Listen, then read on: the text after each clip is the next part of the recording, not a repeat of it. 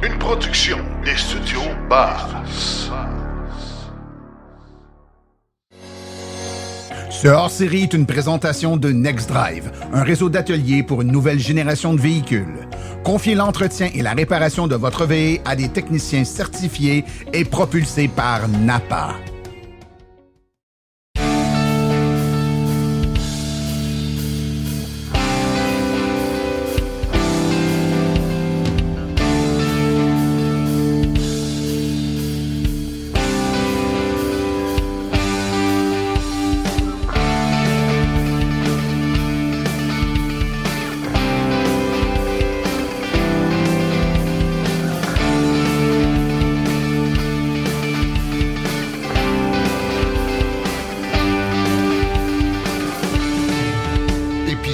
Hors série.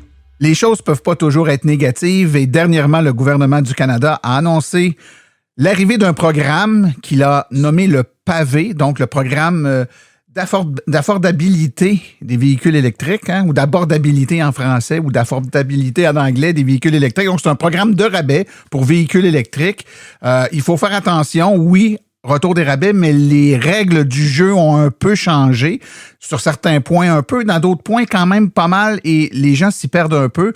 Alors, pour démêler tout ça et être certain qu'on comprenne bien ce nouveau programme-là, j'ai avec moi le président de Mobilité électrique Canada, Daniel Breton. Bonjour, Daniel.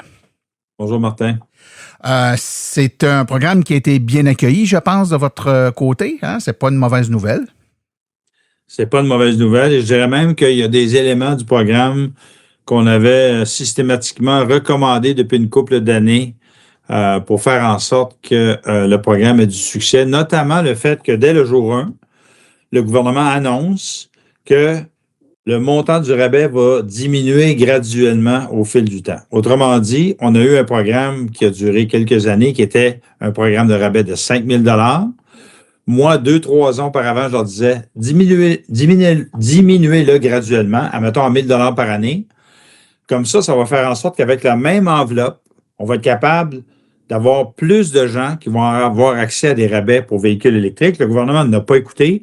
Fait qu'on est passé d'un rabais de 5 000 à un rabais de 0 en 3 jours en janvier 2025. Oui, c'est ça. Donc, très content de voir qu'ils ont déjà dit 2026, c'est 5 000, 2027, c'est 4 000, 2028, c'est 3 000, 2029, c'est 2 000, 2030, c'est 1 000. That's it. Ça, c'est pour les véhicules 100% électriques. Les hybrides rechargeables, 2026, 2500. La moitié. 2027, 2 000. 2028, 1500. 2029, 1000. Et 2030, 500. Fait que ça fait en sorte que c'est prévisible et pour les concessionnaires, et pour les consommateurs, et pour les constructeurs. Ils n'en ont plus d'excuses. C'est prévisible et c'est graduel. Les deux en même temps. Donc, c'est un peu comme le programme provincial au Québec ici, où on avait annoncé là, une baisse des rabais, une diminution graduelle annoncée. Donc, il n'y a pas de surprise. Les gens ne tombent pas des nues. Les gens peuvent aussi faire des choix intelligent et stratégique de devancer une acquisition de quelques mois pour éviter de perdre une partie des subventions. Donc, les gens sont capables de s'organiser, de voir venir les choses puis de prendre des bonnes décisions plutôt que de se retrouver le bec à l'eau là, à brûle-pourpoint. Oui. Deuxième point important. Les individus vont avoir droit à un rabais durant la durée du programme. Autrement dit, entre 2026 et 2031, si tu as droit à un rabais, c'est fini. Donc, il y en a dans le passé qu'à tous les ans, changeaient de voiture électrique, puis à tous les ans, ils allaient ramasser 5 000 $ de rabais. Moi, je trouvais que c'était inéquitable pour ceux qui n'avaient pas encore eu la volonté ou le désir ou même la capacité de s'acheter un véhicule électrique. Je trouve que c'est une bonne mesure de faire en sorte que ça évite les abus et de la part de consommateurs et de la part de concessionnaires parce qu'il y en a qui jouent avec ça. Tout à fait. Donc, c'est rattaché à l'individu, Daniel. Ça veut dire que moi, ma conjointe et mon fils de 18 ans qui vivons sur le même toit, nous pourrions chacun bénéficier d'un rabais, mais chacun juste une fois. C'est ça, dans le cadre de ce programme de 5 ans. Ouais. Donc, ça veut dire que si tu as eu droit à un rabais du gouvernement fédéral dans le passé, tu peux encore y avoir droit cette année. Ça repart à ça zéro. va être une fois dans les prochains 5 ans. Donc, il n'y a pas de clause grand-père ou de clause, tu l'as déjà eu, là, c'est on part à zéro, les compteurs sont repartis cette semaine. Bon, OK, voilà. Excellent. Ça, c'est clair, net et précis. Question moins claire, nette et précise. Tu t'achètes une voiture électrique. Tu en prends livraison après-demain. Tu sors du concessionnaire, tu as le droit à ton 5 000. Il y a quelqu'un qui te rentre dedans et ta voiture n'est plus bonne. Est-ce que tu vas avoir droit à un autre rabais? Je n'ai pas cette réponse. OK. Donc, techniquement, si on y va à la lettre, la réponse serait non parce que tu as déjà eu le rabais, mais est-ce qu'on tient compte d'un délai raisonnable, une perte totale à quelques jours d'acquisition? Ben, visiblement, tu n'essaies pas d'abuser, c'est une situation malencontreuse. Donc, ça. Ou quand tu te fais voler ta voiture. Oui, exact. Tu comprends? Quand tu dis j'ai pas la réponse, Daniel, est-ce que ça veut dire que la question a été posée et on attend une réponse? Oui, exactement. La question a été posée, on attend une réponse. OK, excellent. Okay? Donc, fait que ça fait partie des choses qui sont importantes à savoir. Donc, il y a une chose aussi qui est importante. Et ça, nous, on en a parlé il y a quelques jours. Si tu n'es pas un individu, mais tu es une entreprise, c'est 10 rabais par entreprise pour la durée du programme. Donc, une entreprise, 10 rabais par entreprise. Entreprise d'autopartage. Ça, je trouve ça super intéressant et ça faisait partie de nos recommandations. C'est 50 rabais par entreprise d'autopartage par année. Donc, sur 5 ans, ça veut dire que tu peux avoir droit à 250 rabais pour l'achat d'une voiture électrique. Ah ben ça, c'est intéressant parce que les communautés de ce monde qui veulent s'électrifier, on veut surtout pas les empêcher. Ils sont doublement payants, eux autres. Là. Ils mettent une voiture électrique sur la route qui, de surcroît, est en autopartage. Donc, tout le monde est gagnant. Voilà. Ensuite de ça,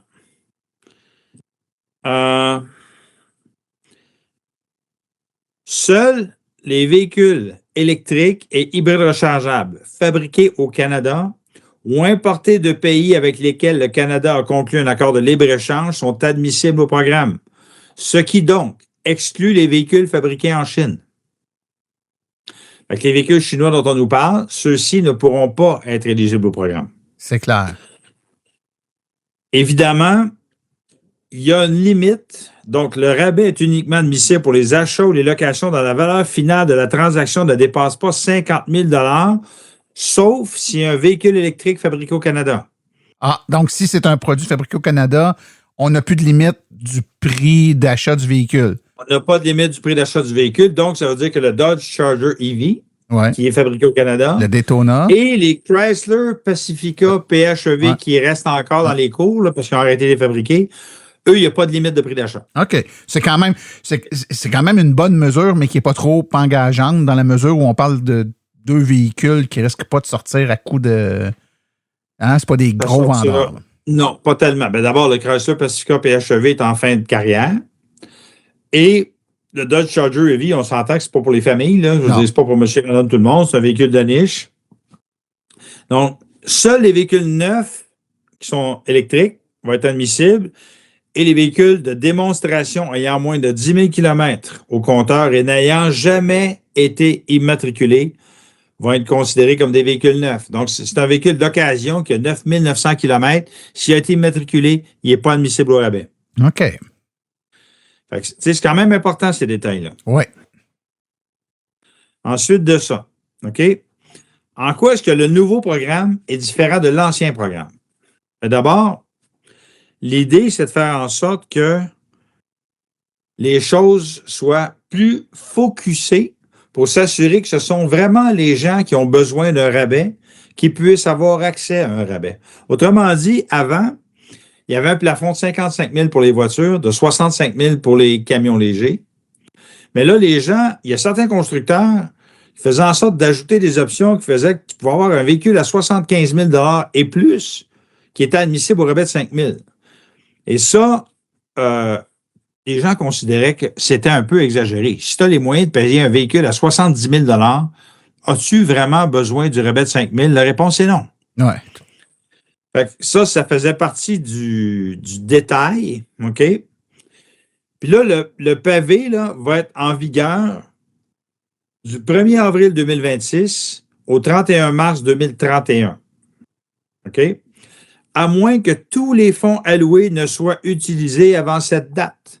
Autrement dit, si le programme est plus populaire, ça va peut-être finir avant. Oui. Donc, il y a une enveloppe fermée de déterminer pour le programme. Si jamais ça part en fou puis que ça va trop vite, ben on va finir avant le 5 ans, c'est sûr, à ce moment-là. Oui, oui. Afin d'éviter de perturber le marché, les transactions admissibles pour l'achat ou la location de véhicules électriques effectuées à compter du 16 février 2026. 16 février, c'est début de semaine. Oui. OK? Pourront bénéficier d'un incitatif. Autrement dit, toi, tu es un consommateur, le 16 février, tu achètes un véhicule, tu as droit au rabais, mais le concessionnaire, lui, va pouvoir avoir l'argent et genre appliquer à partir du 1er avril. Oui, c'est à partir du 1er avril que les remboursements se font. Donc, tu as 1 mois et demi là, d'espèce de zone de flottement pour les concessionnaires qui vont peut-être vendre des véhicules, mais qui n'auront pas encore droit aux 5 000. Donc, ils vont financer pendant quelques semaines ce rabais-là. Et je ne sais pas si tu as entendu parler de la folie passagère des ventes de Fiat 500 électriques. Oui. Pas cher, là. À vraiment pas cher, ben ça veut dire qu'il y a des concessionnaires, eux, qui vont devoir avancer l'argent au consommateur. Oui, puis le véhicule a beau être pas cher, la subvention est de 5 000 pareil. Hein? Que le véhicule en vale 49 000 ou 29 000, c'est 5 000 C'est 5 000, exactement. Voilà. Donc, le programme, c'est 2,3 milliards sur 5 ans, dans le but de subventionner plus de 840 000 nouveaux véhicules électriques par l'entremise d'un rabais.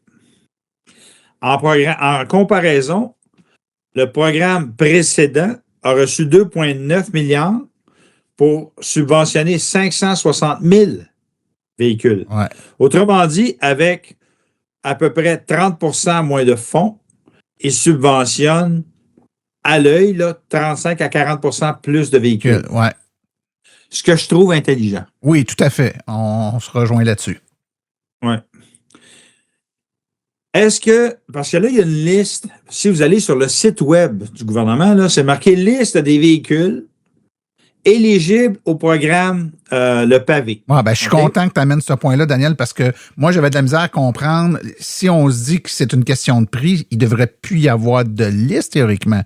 On pourrait faire rentrer n'importe quel véhicule dans la liste. À titre indicatif. Exactement. Okay. C'est pas une liste comme avant qui est très prescriptive de ce qui est subventionnable ou pas. Si demain matin, il y a une voiture de 60 000 que le manufacturier décide de la vendre 20 000 de moins, elle va tomber automatiquement admissible parce qu'elle va être en bas du 50 000. Et voilà. Okay. À condition que ce soit d'un pays avec qui on a une entente de libre-échange. Bingo. Ouais. Et à contrario, ça peut être un véhicule qui, en principe, est admissible, mais que tu mets tellement d'options qu'il devient plus admissible au rabais. Et c'est là où il y a une confusion. C'est-à-dire que là, les gens disent, le véhicule se vend 43 000, sauf que toi, tu as mis 15 000 d'options. Ton véhicule n'est plus admissible. Donc, il va y avoir des versions du véhicule, d'un véhicule X ou Y, qui vont être admissibles, d'autres qui ne seront pas admissibles. Ouais. Ou encore, comme tu dis, il y a des véhicules qui sont avec un prix d'état suggéré du fabricant, un PDSF, au-dessus de 50 000, mais là, le constructeur décide de faire un rabais ou le concessionnaire décide de faire un rabais, ça rend le véhicule admissible. Tout à fait. Et c'est là où les gens sont un peu confondus parce que là, le gouvernement a mis une liste, puis ils ont dit, c'est important. Et ça, ce que je veux dire là, c'est super important. OK? Je vais te le répéter, je vais même le dire de façon textuelle. OK? Si un véhicule ne figure pas sur la liste, et là, je suis verbatim de ce qui est écrit sur le site, mais qu'il répond aux critères d'admissibilité et que la valeur finale de la transaction est de 50 000 ou moins, il va être éligible. Par ailleurs, il n'y a pas de plafond pour les véhicules fabriqués au Canada. Puis là, il faut parler de la valeur finale de la transaction. OK? Donc, le fait qu'un véhicule figure sur la liste ne garantit pas que chaque transaction, pour chaque modèle, donnera droit à un incitatif. Donc, dans la liste qu'on avait initialement, tu avais la Chevrolet Bolt EV, Chevrolet Equinox EV, Chrysler Pacifica PHEV et Dodge Charger EV, donc 2 véhicules sans plafond parce que fabriqués au Canada. Ouais. Fiat 500 électrique, Ford Escape PHEV. Le Ford Escape PHEV est en fin de route, il ne revient pas. Ford Mustang Mach-E, Hyundai Kona EV, Toyota Prius Prime, Toyota BZ. Pourquoi est-ce que cette liste-là n'inclut pas, par exemple, des véhicules de Kia? Tout simplement parce que Kia n'a pas encore envoyé la liste des véhicules qu'ils considèrent qui vont être admissibles. Ça veut pas dire que les Kia ne seront pas admissibles. Ça veut dire que c'est la responsabilité des constructeurs de dire, nous, on considère que ces véhicules-là, là, logiquement, devraient être éligibles. Parce qu'on va être capable de les vendre aux clients sans les options de luxe, là, en bas de la ligne du 50 000, par exemple. Écoute, prends le Kia EV5, Kia EV4, c'est à peu près certain qu'ils vont être éligibles, mais Kia n'ont pas encore fait le travail d'envoyer leur liste au gouvernement. Fait que donc, la liste qui est là, c'est vraiment une liste à titre indicatif. Fait que c'est pour ça que cette liste-là, entre nous, là, c'est vraiment très, très, très temporaire. Ça va évoluer au fil des semaines et des mois. Ça va être modifié, ça va être ajusté avec l'arrivée de nouveaux modèles. Tu sais, normalement, la Nissan Leaf devrait être là-dedans. La Nissan Ariya devrait être là-dedans. Moi, je m'attends à ce qu'il y ait une Tesla qui soit là-dedans. Fait que bref, faut pas paniquer parce que le véhicule qui vous intéresse, qui pourrait potentiellement être admissible, n'est pas sur la liste. Et c'est ça qui est important. Vois-tu, c'est marqué, les constructeurs automobiles doivent envoyer l'information concernant les véhicules à Transport Canada afin que leur marque, modèle et version puissent être ajoutées à la liste pour informer les consommateurs. C'est la responsabilité des constructeurs de faire ça. Mais ce qui est important, Daniel, c'est une liste pour informer, c'est pas une liste prescriptive. Donc, même si un véhicule ne paraîtra jamais sur la liste parce que le manufacturier prévoit pas le vendre en bas de 50 000 $, mais que, je sais pas, mais un concessionnaire fait une promotion puis le vend à 49 000 $, techniquement, il serait admissible parce que sa facture, la transaction va être en bas de 50 000, right? Oui. C'est bien comme ça que je l'avais compris moi aussi. Ça veut donc dire que c'est une liste à titre d'indicatif. C'est une indication générale aux consommateurs pour leur dire, ben, il y en a plusieurs qui disent, ouais, il n'y aura pas grand véhicule sur la liste. Ben oui, vous allez les voir. Là. Déjà, il y en a quoi, une dizaine, entre 10 et 15 peut-être sur la liste. Puis il va s'en rajouter. On peut facilement, les EV4, comme tu l'as mis tantôt. Je pense qu'on en ait entre 25 et 30 d'ici quelques mois. Ouais, ben, tout à fait. Bon, on pense exactement la même chose. Bon, ben c'est beaucoup plus clair. Daniel, j'aimerais que tu nous parles, parce que tantôt, on est passé vite là-dessus. Là, on a dit, bon, ben c'est le véhicule, la facture, le montant. Fait que si on rajoute des accessoires, on ajoute des options qui rendent le véhicule plus cher, il va tomber non admissible. On nous a quand même donné une liste d'inclusion et d'exclusion. Puis j'aimerais que tu nous clarifies ça un peu. Donc, qu'est-ce qui est inclus? Donc, cet élément-là, il est considéré comme faisant partie du véhicule de base, mais ça, non. Ça fait partie comme un accessoire à part que tu rajoutes. Fait que si tu le rajoutes, ça compte pas là, pour le prix. Là. Ou ça compte. Fait que moi, je vais lire exactement ce qui est marqué sur le site web pour être très clair. La valeur finale de la transaction correspond au prix final qu'un acheteur accepte de payer lors de l'achat ou de la location d'un véhicule. Et en passant, je vais revenir là-dessus, location. Si tu loues 4 ans ou plus, tu as droit au plein montant. Mais si tu loues moins de 4 ans, tu as droit au même pourcentage que ce qu'on voyait dans le passé. Okay. Donc, le 5 000, c'est pour 48 mois. Après ça, 36 mois, c'est 3 750. 24 mois, c'est 2 500. C'est au prorata. C'est au prorata.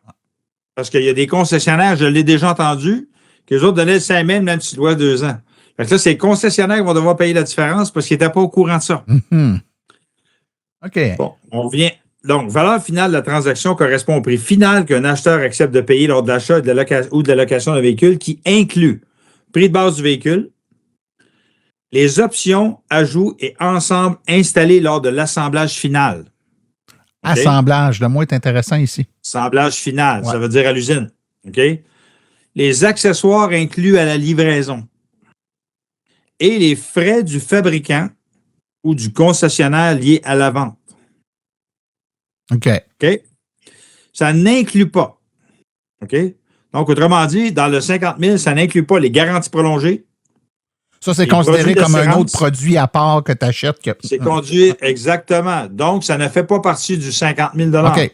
Les pneus d'hiver, les chargeurs de niveau 2, les frais d'inspection avant livraison et frais de transport, les coûts de financement ou de location, les versements initiaux ou les échanges de véhicules, et tout incitatif, remise, taxe ou frais gouvernemental, par exemple, le rabais de 2 000 du gouvernement du Québec, c'est pas inclus. Non, c'est bien entendu. Mais c'est très logique. Là. Tu sais, ce que tu dis là tu m'aurais demandé de faire la liste des exclusions. Je serais arrivé à peu près à cette liste-là intuitivement. Donc, c'est très logique. Il y a rien qui me surprend là-dedans. Là. Oui. Ouais. Il y a une question qui me vient à l'esprit, Daniel, puis je te dis parce qu'on a eu une discussion hier, j'enregistrais justement notre épisode sur les statistiques d'immatriculation avec Frédéric Saint-Laurent puis José de l'AVEC, là, puis on avait une discussion justement là-dessus, puis on se disait, les véhicules étant de plus en plus technologiques, et il y a de plus en plus de manufacturiers, mais c'est facile de penser à Tesla parce qu'il est le premier puis il le fait beaucoup, là, où il vend des options qui sont logiciels que tu peux activer a posteriori. N'y a-t-il pas un risque que Tesla désactive plein de fonctionnalités, réduise le prix du véhicule, tu vas chercher la subvention, puis après ça, il te facture pour activer les fonctionnalités? Écoute, j'en doute parce que quand tu regardes les fonctionnalités de Tesla, tu sais, tu as des fonctionnalités comme la conduite, tu sais, le full self-driving qu'on appelle. Ouais. Mais ça, tu peux t'abonner ou te désabonner d'un mois à l'autre. Fait que moi, je vois pas vraiment en quoi. Tu sais, c'est pas tu prends un abonnement, c'est ta vie, là. Tu sais, je peux te dire, moi, par exemple, moi qui conduis une Tesla, quand je fais un grand voyage, je m'abonne, puis quand je reviens du grand voyage, je me désabonne. Parce que j'en ai pas besoin au quotidien là, d'avoir la conduite autonome, là, ou presque autonome. Là, fait que. Mais honnêtement, je n'ai pas la réponse à ça, mais je serais surpris on s'en aille dans ce niveau de détail-là. Ouais. Puis étant donné qu'on dit que ce qui est inclus, il faut que ça soit installé à l'usine, ben on conclut que tout ce qui est, par exemple, un système d'alarme que tu rajoutes sur le véhicule, un équipement pour être capable de tirer une remorque, par exemple, que tu fais installer par le concessionnaire au moment d'acquisition, ben c'est ajouté après. Donc, de toute façon, c'est exclu. Ça, c'est pas dedans. Donc, ça s'appliquerait pas. Donc, il n'y a pas vraiment... Parce que on essayait de voir, est-ce qu'un concessionnaire pourrait ne pas te facturer certains modules ou certaines options du véhicule sur la facture, mais te les facturer sur une autre facture à part? Ben, regarde, ça fait partie des zones grises, puis il y en a qui vont peut-être vouloir jouer là-dedans. Mais écoute bien, je vais te le dire, là. Dans la liste des inclusions, OK? Puis ça, c'est sur le site de Transport Canada, OK? Inclusion. Équipement et accessoires en option. Alarme, système tag, gravure du NIV. Ensemble et options. Ensemble technologie, couleur de peinture, traitement de protection de peinture et tissu, vitres teintées, anti-rouille, revêtement de céramique. Accessoires, tapis de sol, garde-boue, attelage de remorque, porte-bagages de toit, pare-boue, organisateur de coffre. On va jusque-là, là. Revêtement de coffre, barre transversale, jante, pare-soleil. Tout ça, c'est inclus là ou c'est exclu, Daniel? C'est inclus. C'est inclus. Donc, OK. Donc là, ce que tu es en train de me dire, c'est si je demande à mon concessionnaire de m'installer une barre de tir sur le véhicule, ça va être dans les inclusions, donc ça va entrer dans le prix. Ça pourrait faire en sorte que je suis mieux de ne pas la faire poser là, puis aller la faire poser ailleurs pour ne pas dépasser le 50 000 si la barre de tir me fait dépasser le 50 000. Il y a des chances qu'on se retrouve avec des situations comme ça. OK. Tu comprends? Fait que c'est tout ce niveau de détail-là qui va faire en sorte qu'il y a des concessionnaires qui vont regarder ça de près, il y a des consommateurs qui vont regarder ça de près, puis ils vont dire, bon, moi, qu'est-ce que je fais? Est-ce que, justement, si je veux installer, on va avoir un attelage de remorquage, est-ce que je dois le faire à l'usine? Parce que, tu sais, il y a des véhicules que tu achètes, tu le commandes, puis quand ton véhicule arrive, il est installé. Il est déjà dessus, ouais. Des fois, c'est à l'usine, des fois, c'est chez le concessionnaire, puis des fois, c'est après. Fait que toutes ces discussions-là vont avoir lieu, moi, je peux te le dire, là, chez les concessionnaires. Puis, tout à fait honnêtement, il y a des concessionnaires puis des constructeurs qui, j'ai entendu dire, ben écoute, nous autres, on va trouver des façons de contourner le système parce que, tu sais, par exemple, dire au gars, ben, fais-moi je vais te faire une facture, 5 000 pour service X, Y ou Z, puis après ça, on va revirer de bord, puis je vais te faire le prix du véhicule à un montant X ou Y. Pour contourner le système et donc pour un peu jouer avec le système. Transport Canada est au courant de ça. Transport Canada est au courant du fait qu'il y en a qui vont vouloir jouer avec le système. Fait que là, ils ont marqué, et je cite, Transport Canada va surveiller de près l'utilisation des incitatifs. Si nous estimons qu'une personne ou une entreprise n'a pas respecté les critères d'admissibilité, a reçu plus d'incitatifs que ce qui est autorisé au cours d'un programme ou d'une année, ou a fourni des renseignements inexacts, faux ou trompeurs, cette personne ou entreprise devra rembourser le ou les concessionnaires qui lui ont accordé le ou les incitatifs. La personne ou l'entreprise accepte également que le ou les concessionnaires puissent prendre des mesures pour récupérer le montant accordé. Moi, la personne qui s'occupe du programme, c'est une personne que je connais, qui a 30 ans d'expérience dans le domaine. Puis elle dit, des fling-flangs, j'en ai vu avant, là. Fait qu'elle dit, ceux qui veulent jouer avec le système, elle dit, on tolérera pas ça. Et moi, je vais vous dire honnêtement, moi, je veux que les rabais aillent aux bonnes personnes. Je veux que le fameux objectif de 840 000 véhicules électriques achetés, là, ça aille vraiment aux 840 000 personnes, puis qu'on n'ait pas toutes sortes de fling-flang qui font en sorte que les gens vont essayer de contourner le système. Et que si on se retrouve, tu sais, si on se retrouve dans une situation où on dit, écoute, les gens deviennent fous, là, puis en 2026, 2027, là, ils passent au travers de tous les fonds, là. Ben, pour moi, ce sera pas une bonne nouvelle. On veut faire en sorte que ce soit prévisible pour tout le monde. Moi, j'avais même suggéré qu'il y ait un plafond par année. Tu sais, cette année, il y a tant d'argent, l'année d'après, il y a tant d'argent, l'année d'après, il y a tant d'argent. On compartimente les sommes totales par année. Puis là, ce que Transport Canada nous a dit, c'est qu'on ne peut pas faire ça. On n'est pas organisé comme ça. De là à dire qu'il n'y aura plus d'argent après 2,3 milliards, écoute, 2,3 milliards, si ça dure vraiment 5 ans, dans 5 ans, il va s'être passé énormément de choses entre toi et moi. On s'attend tous, on rêve tous que Donald Trump soit plus là à ce moment-là. Fait que les choses risquent d'avoir changé considérablement. Mais tout ça pour dire que le programme est pas simple, il est plus compliqué qu'avant, il y a plus de détails qu'avant, et ça casse un peu la tête aux concessionnaires et aux consommateurs.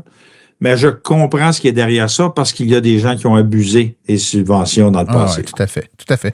Mais puis en même temps, il est plus compliqué, oui, mais probablement plus équitable et plus logique dans sa façon d'être. Puis on sait que souvent, quand on veut faire les choses le mieux possible, ben on complexifie un peu. Puis c'est ce qu'on vient de faire là. À faire trop simple, ça facilite des dérives comme on a vécu. Donc je pense que ça va nous donner...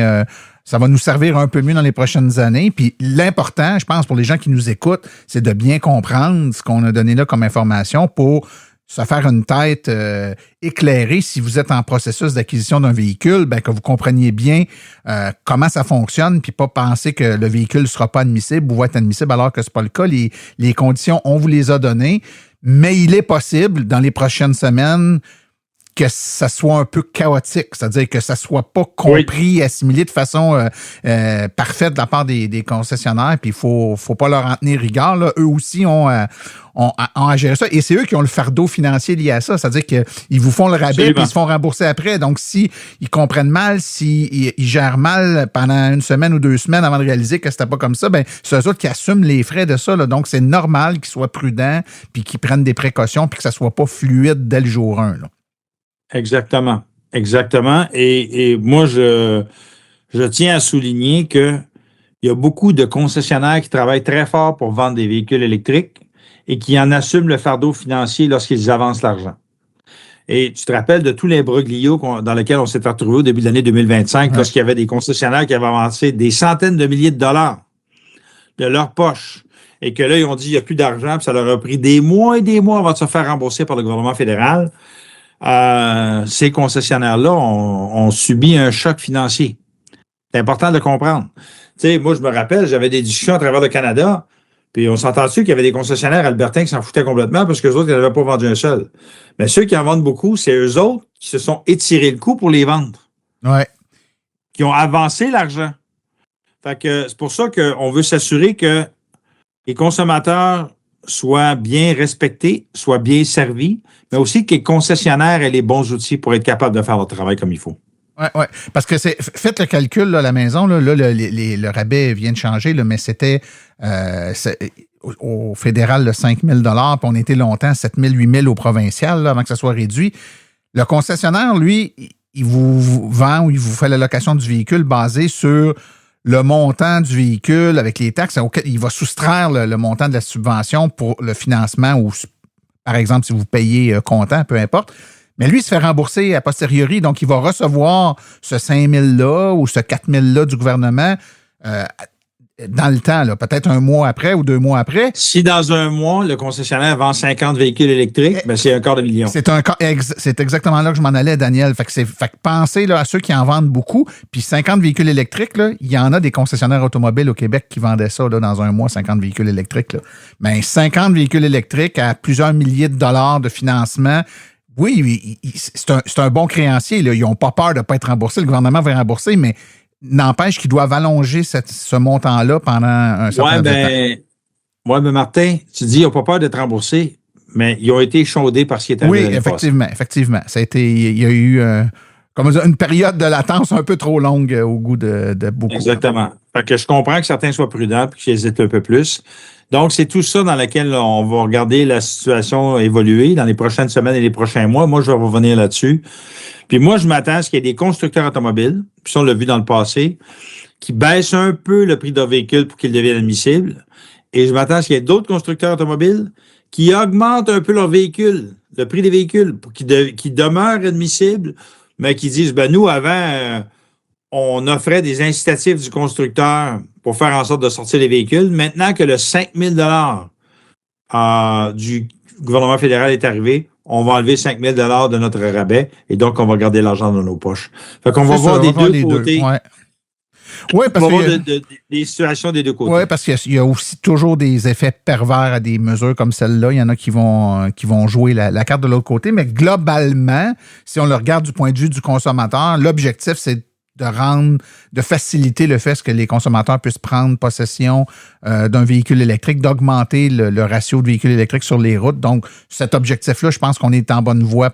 C'est une bonne méthode pour l'atteindre, mais c'est certain que ça a toujours... Ces mesures-là, on pourrait en débattre, on pourrait faire une émission juste là-dessus. Là, une subvention, ça aide-tu vraiment? Est-ce que les manufacturiers, sachant qu'il y a 5 000 de rabais, vont augmenter les prix de 5 000 pour dire c'est le gouvernement qui le paye à la place du consommateur, donc je peux me permettre de monter. Là, le fait qu'il y ait un plafond, ça limite un peu de combien tu peux le monter. Puis, à quel endroit tu mets la barre? Les prix des véhicules électriques sont pas mal dans ces eaux-là. Hein? 40 000 à 50 000 puis d'autres modèles entre 50 et 70 000, il y en a beaucoup aussi. Là. Fait que là, on se dit, on met la ligne à peu près dans le milieu, on va ramasser toute la partie du bas, puis ceux qui sont légèrement en haut vont peut-être faire un effort un peu pour passer en dessous de la ligne du limbo. Hein? On l'espère, en tout cas, puis...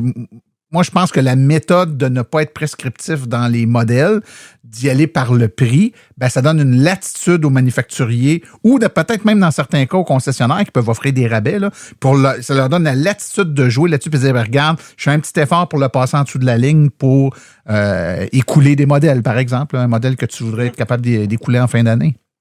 Ouais. Moi, en terminant, la dernière petite chose, c'est que j'entends le plafond de 50 000, je le trouve intéressant. Cela dit, pour des gens qui ont besoin de véhicules plus gros pour leur travail, ces gens-là, de facto, vont être à peu près éliminés. Tout à fait. Ça, c'est vrai. De l'admissibilité. Fait que ça, pour moi, c'est quand même une lacune. Je pense que ça aurait été bien qu'ils fassent, que ce soit peut-être un programme pour les gens qui en ont besoin pour leur travail ou parce qu'ils ont une grosse famille ou un truc comme ça. Ça, je trouve ça un peu triste, mais écoutez, il n'y a rien de parfait. Non, c'est effectivement. Il y a rien. Non, t'as raison. Puis en même temps, c'est un autre créneau, Daniel, qu'il faut et qu'il faudra bien adresser parce que l'électrification, c'est pas juste la petite voiture de monsieur ou de madame pour aller travailler le matin.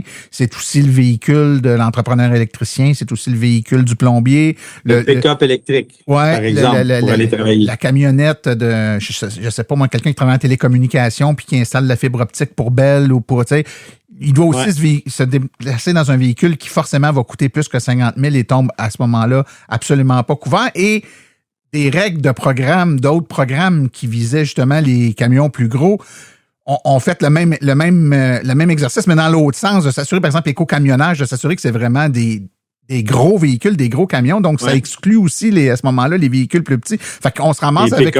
les pick-up légers sont comme dans une zone où ils sont pas couverts par un programme puis ils sont pas couverts par l'autre. Fait que c'est... Peut-être que ça sera quelque chose à regarder dans le futur. Hein. Absolument. Daniel, ce fut encore une fois un plaisir de t'avoir pour clarifier tout ça. Donc, si les gens veulent avoir un peu plus d'informations, je vais mettre dans les liens du podcast, de toute façon, le lien direct pour aller sur le programme du gouvernement fédéral. Ce qu'on a dit là, c'est écrit. Là, c'est très bien écrit. Il faut prendre le temps de le lire. Là. Les gens qui n'aiment pas lire, on vous l'a résumé, je pense, mais si vous voulez aller le lire, je vais vous mettre le lien. Vous pourrez aller regarder tous les détails de ça. Daniel, je te souhaite une bonne fin de semaine et puis on se reparle bientôt. Parfait. Merci, Martin. Merci, bye.